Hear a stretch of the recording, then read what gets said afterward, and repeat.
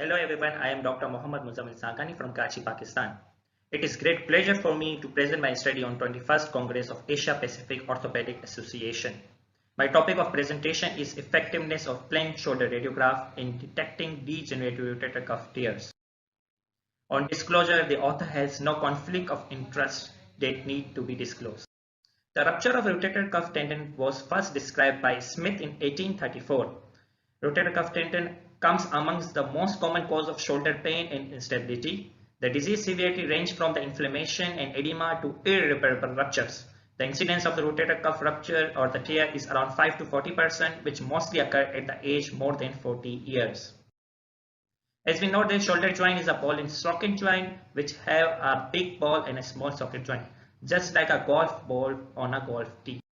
That's why the shoulder joint requires the strong stabilizer. So the rotator cuffs are the main dynamic stabilizer of the glenohumeral joint. The normal function of the shoulder is the balance between mobility and stability.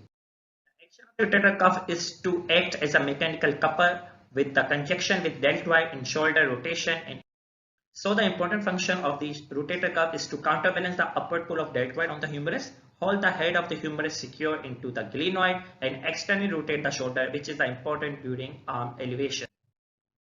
Rotator cuff tear may be traumatic or non-traumatic. The traumatic mostly occur below the age of 40 years due to high velocity trauma. It may be due to partial or full thickness tear, while may be due to repetitive microtrauma like overuse in athletes.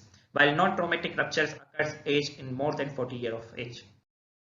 Causes of the non-traumatic rotator cuff tear are degenerative, like work-related in painters and electricians, etc., subacromial impingement syndromes. While other causes include shoulder instability, inflammatory disorders like calcific tendinitis, rheumatoid arthritis, crystal-induced arthropathies like gout, etc., scapulohumeral neuromuscular dysfunctions, and entrapment syndromes.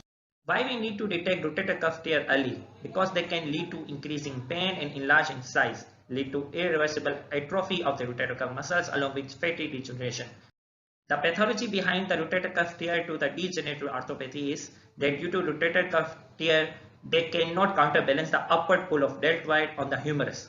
That's why they are unable to hold the head of humerus secure into the glenoid, which leads to abandonment of humeral head against the acromion.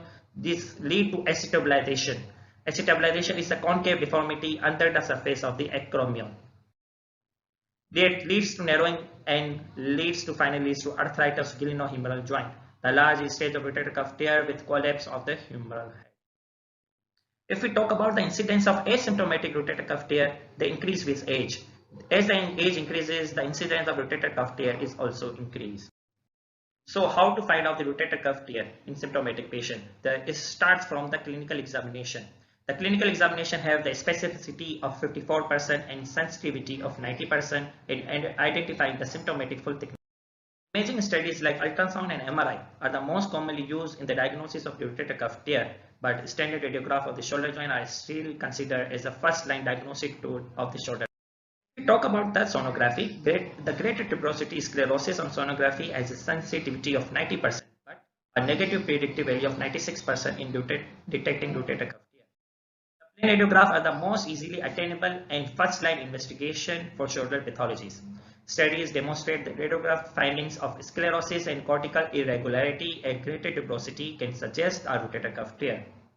So which radiograph we need? The true AP view. The true AP view is the Qureshi view in which the thorax is externally rotated about 35 to 45 degree.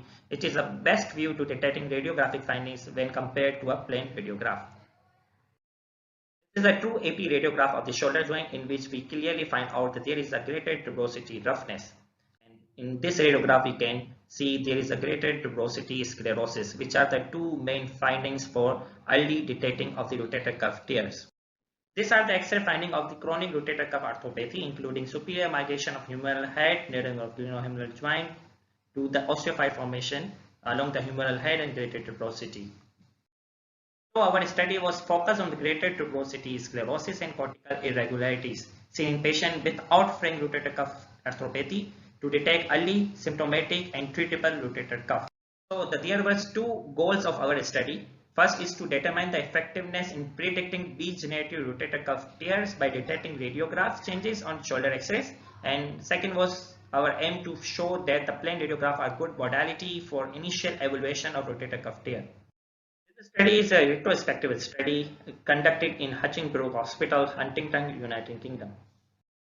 This study was conducted on consecutive series of patients in which true anterior-posterior radiographs were taken of shoulder joint of 150 symptomatic patients who underwent shoulder arthroscopy by a surgical team. All the X-rays were independently analyzed by the surgeon who were blinded from the arthroscopic result. If either greater tuberosity, sclerosis, or cortical irregularities were present, the test was considered positive. In this study, the patient fewer than 30 years or over 70 years were excluded. Along with previous humeral fracture history, patients with advanced osteoarthritis and cuff tear evident on X-rays were also excluded. 65 patients included in the study had rotator cuff tears on arthroscopy. Radiograph changes were correlated with arthroscopic findings to determine the test ability to predict degenerative rotator cuff tears. On result, total number of patients were 150, in which females were 85, while male was 65, and the mean age was 50.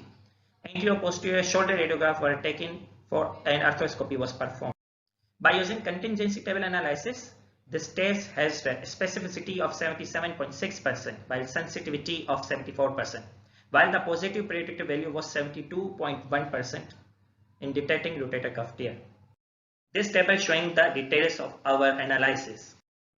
When we exclude the patient with a history of trauma, the patient has sensitivity of 78% while specificity of 77.4% and positive predictive value of 68.3%. When using logistic regression, the coefficient of cortical irregularity was 0.6 and greater tuberosity was 0.4. So the cortical irregularity is a better predictor of tear. All the surgeons agreed that the presence of cortical irregularity in 145 out of 150 radiograph, while greater tuberosity sclerosis in 140 out of 150. Several studies revealed that the wealth of any nation and health expenditure can influence the rate of dissemination of costly medical technologies, especially in radiology. The plain radiograph is a quick, available, cheap, and a dependable investigation as compared to MRI, which is often delayed from limited availability. Careful use of two signs of this cortical irregularity and sclerosis, along with the clinical findings, we can reduce the demand, use, and pressure on this imaging investigations, which can save the precious healthcare resources. In conclusion, the plain radiograph are the good modality for initial evaluation of rotator cuff tears, and consideration of these findings serve as a useful adjuncts in diagnostic workup and can guide subsequent investigation and treatment when evaluating rotator cuff tears of the shoulder joint. Our study combined the diagnostic efficacy of the clinical examination and X-ray finding will provide a much improved diagnostic ability, reducing the need of MRI and ultrasound examinations. These are the references. Thank you very much.